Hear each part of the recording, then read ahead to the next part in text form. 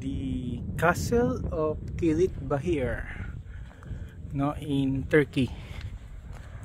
So we just cross yung Strait of Dardanelles.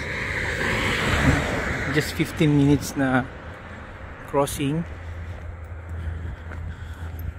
Grabe, oh. They have gone pa dito, mga kanyon, no? Facing the sea dito. Fortress talaga siya. Pasok mo dun sa going Istanbul, dali ka na dito, oh.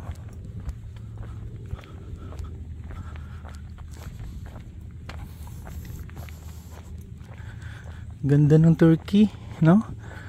Kasi don't focus lang dun sa Istanbul, kasi Istanbul is really a giant mega city. You go sa countrysides, no? Like what we're doing, you need to take siguro a private tour.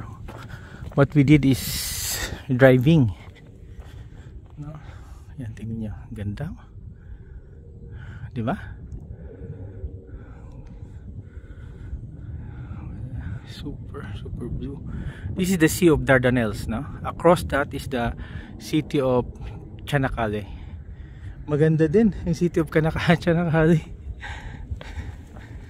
Hindi natin kung saan yung dalawa. I just walk. They're here. Oh, pwede pala mag-parking dito. We're going inside.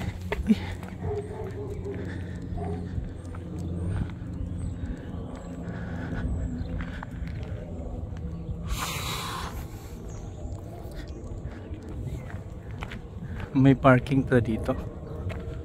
We could have park here. Mas malapit-lapit. They have entrance. Tingnan natin magkano ang entrance. Problem lang, they have private condo dyan, no?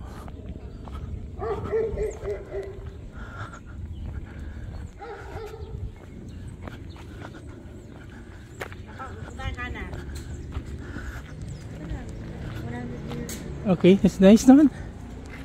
Pwede pa lang ipasok yung car, oh. There is exit going to the parking to the other side. Yeah, there's parking on the other side of the castle, right? Parking here. There's no parking other side. Exit. Kasi pasok fireman to, eh? May parking here daw. May palakarin pa akong kalayo. Sabay tayo.